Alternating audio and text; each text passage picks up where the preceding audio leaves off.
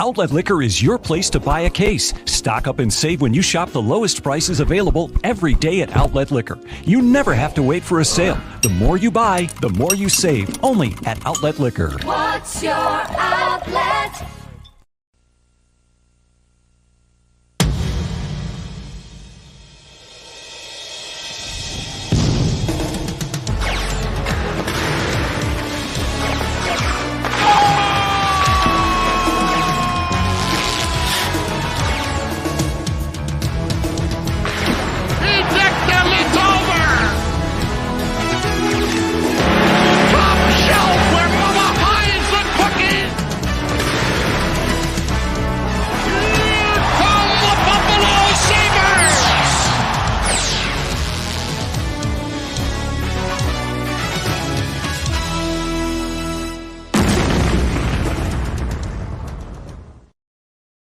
Folks, welcome back. The weekend is almost here. We've got Masters action. We've got opening day of MLB, but it is all about our Buffalo Sabres as they continue to ride this great wave towards the end of the season. It was bad news yesterday with the playoff elimination, but that's something Sabres fans have known for a while. Let's get our panel in here. We got Gatesy35, and we, of course, got your side base favorite Sabre analyst, Dwayne Omania, Dwayne S39. Gents, we got a Michigan game going on right now. We've got a lot of power on the way next week, but it's all about our double dip with Carolina tonight after a big comeback win the other night against them at home.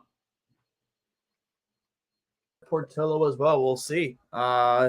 He's going into his final year of since he was drafted, where he kind of has to make a decision. We'll see if Owen Power might be tag teaming in a bit of Buffalo. We'll see. But big tilt tonight against Carolina again, and excited to see what happens. Big comeback win for sure. Disappointed to see them get mathematically eliminated from the playoffs, especially with how well they've been playing, and there leaves a lot left to be desired, and wondering what could have been if you had legitimate goaltending all season. Yeah, I mean, it's something we all knew was kind of going to happen, but the fact that it happened, on April 6th, I mean, hell, I feel like we've been eliminated in February before, so it's nice to kind of make it a little bit longer, and, it's still exciting to be a Sabres fan right now, which is really nice. Like, all you can ask for is not to be disappointed after the Super Bowl as a Sabres fan these last 5 years, and the Sabres have not only done that, they've been inspiring us. We were talking the other day about some over-unders for these guys down the stretch. And I think you said, Gatesy, I think every player we talked about that day found the score sheet in some ways. So it's not just the Sabres fans' optimism that we are riding. And speaking of optimism, the Knights did have a 5-game win streak, but a very devastating loss last night, 5-1, where Eichel scored the first goal, has them at 34%, I believe, via money puck to make the playoffs, all-time low so far this season. Dwayne, I know you're devastated by that. I mean, obviously you want them to float around if they don't make the playoffs outside the top 10, because anything top 10 is protected by Vegas, and they can push that pick to the following year. I mean, Eichel's actually been playing pretty well. Not actually, I'm surprised. We all know how good he is, but he's been playing very well in that stretch of games where they're on that little bit of a winning streak. And then, they dropped one the other night, but just keep losing. Just keep losing. Let's really just up that stock in the draft. You have three first round picks in 2022. I don't think they'll use all of them, so the higher the draft pick, the better. So we'll see what happens there in Vegas, but it's good to see them lose one.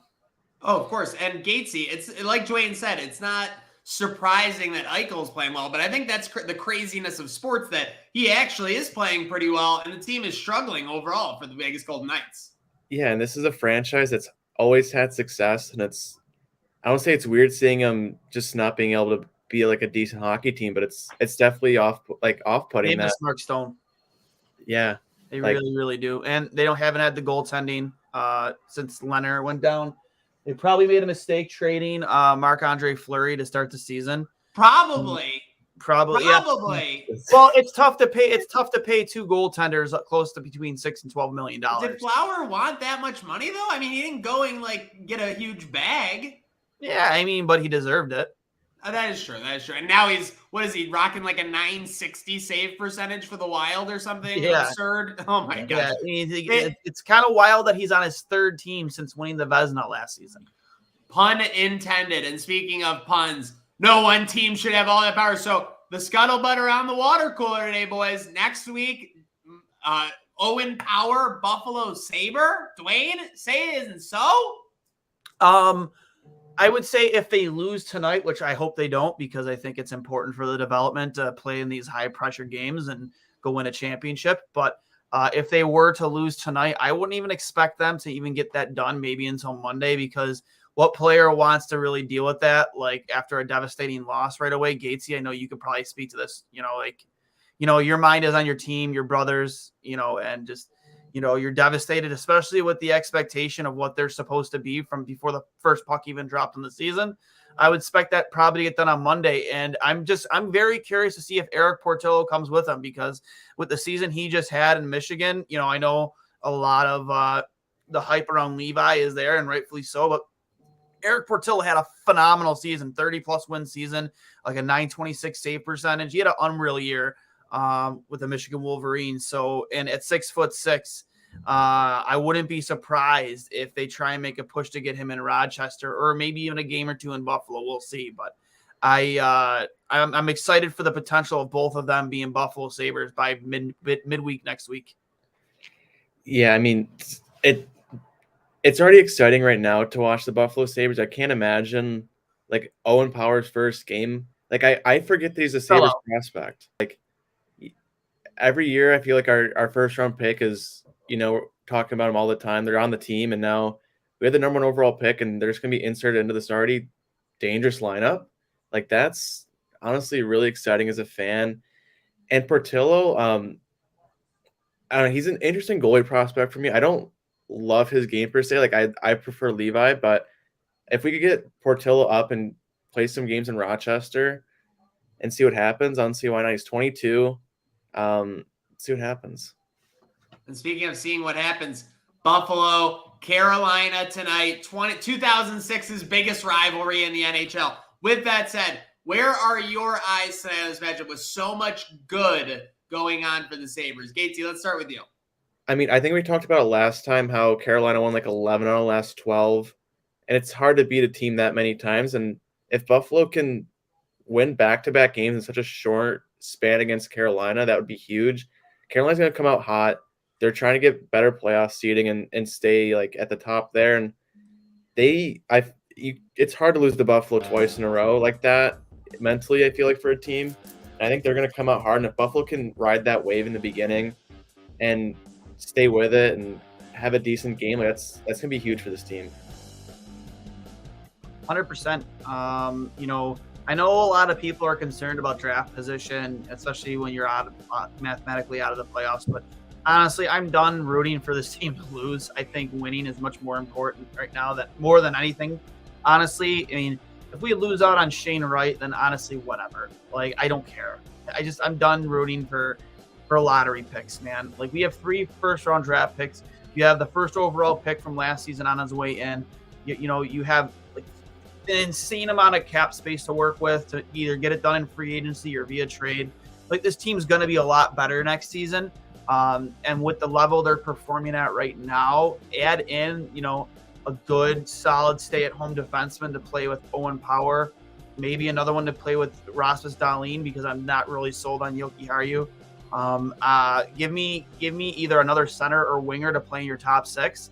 And this is a playoff team next year. I mean, I'm not trying to make bold predictions. No, you've put your flag on that point. You're almost going to be up against it as much as you're going to be up against it as much as me with my hair 5 years ago. I digress. The only thing that would really, in my opinion, keep that from happening is if somehow the Atlantic Division gets that much better, because we play in the toughest division in hockey. That's no secret. It's going to be extremely. Right now, last time I looked, there was like 30 points separating Buffalo from Toronto. And look how well Buffalo's been playing, especially against Toronto this season. So it's like it's gonna be an uphill climb, no doubt. But I think if you just add the right pieces, you don't necessarily look for high-end skill, just the right pieces to fit into what you already have. And I think you're looking at a team that's going to be really pushed for the playoffs next year. Okay, and pushing for the playoffs starts with wins. What'll happen tonight when Carolina and Buffalo face off? I'll let whoever's ready to go first start. But I think you guys nailed it the other night. Didn't you both predict Sabres wins over the Hurricanes? No, that was the first game all season. I predicted a Sabres OT loss. OT loss, yeah. Yes. So, I'm going to roll with it again. It worked well for the blue and gold last time. Another OT loss. This game could be a little more high scoring, though, I think. It's going to be 5-4 OT loss. Take the over tonight, fellas. What do we got? Dwayne's seeing something. I'm going to go Buffalo 6-4 victory. I think they're just going to pick up right where they left off, man. Like, a lot of hype. I would hope that they're pissed off that they've been mathematically eliminated. I mean, it's not something I didn't maybe expect, but like, I think in terms of like the mentality of the athlete, I hope they're sitting there thinking, you know what, just because we're out of it, who cares? Just go out and win as many games as we can. Let's finish off the season with a bang. Like, who gives a fuck about what people are saying about draft position and Shane Wright? Let's go out there and get ours. And I predict a 6-4 win tonight for Buffalo. Alex Tuch getting the score sheet, Rasmus Dahlin, and I think Jeff Skinner gets 30 tonight. Okay, that's a big prediction. Jeff Skinner to get 30. Make sure you're following along Crossing Swords Pod. Make sure you're following Two Goalies One Mike at Dwayne S39 at Gatesy35. Make sure you're following these handsome men, and make sure you're following us to a beautiful Sabres victory tonight, because here at the Crossing Swords Podcast and Pregame Show, it is only about 3 words. Let's go, Buffalo! Let's go, Buffalo.